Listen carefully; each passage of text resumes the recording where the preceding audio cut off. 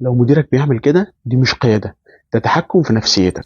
أول حاجة التخويف، تلاقيه يجيبك قدام زمايلك ويقول لك إيه، لو ما خلصتش أنا قلت لك عليه أنا همشيك. خلاص، وده طبعا بيبقى إيه مقصود بيه الإهانة والتقليل منك، والهدف الأساسي هنا هو السيطرة مش التحفيز. تاني حاجة يقعد يقول لك قدام الناس هي مش واقفة عليك، والشغل ما بيقفش على حد، والتيم مش هيقع لو أنت مشيت. والغرض هنا هو مش تقييم أدائك، الغرض هنا هو كسرك نفسيا.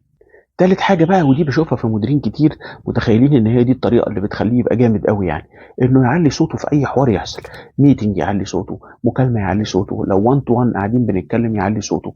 وهنا بقى بيبقى الغرض من القصة دي ايه، ان هو عايز يخرسك مش عايزك تتكلم، لو فتحت بقك هو عايز يسكتك. رابع حاجة ان هو دايما ينقدك قدام الناس، ما يقعدش معاك 1 تو 1 ميتنج ينقدك، لا، قدام الناس يقل منك قدام الناس، بيطلع اخطائك بس ما يقولكش الحاجات الحلوة قدام الناس.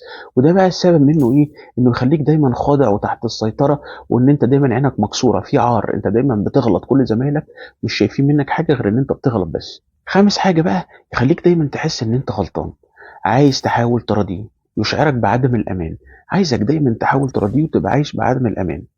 دي حته هو بيبقى بيكسرك فيها نفسيا او بيوصلك لحته معينه، عشان دايما تفضل خاضع ليه، دايما تفضل تقول له حاضر، حتى يكون كانه بيمحي شخصيتك. خامس حاجة بقى يخليك تحس انك دايما غلطان، يعني يبقى حاجة هو اللي اخرها وعمال يلومك انت، يخليك تقعد تلوم نفسك. وهنا هو عايزك تفضل طول الوقت تراضيه وتبقى حاسس بعدم الامان. لو تعرضت لاي موقف من دول ابعت لي في الكومنتات، قول لي اي موقف حصل لك وانا هرد عليك في المسجز، واقول لك تقدر تتصرف مع الموضوع ده ازاي. انت تستحق الاحترام، ما تستحقش التلاعب.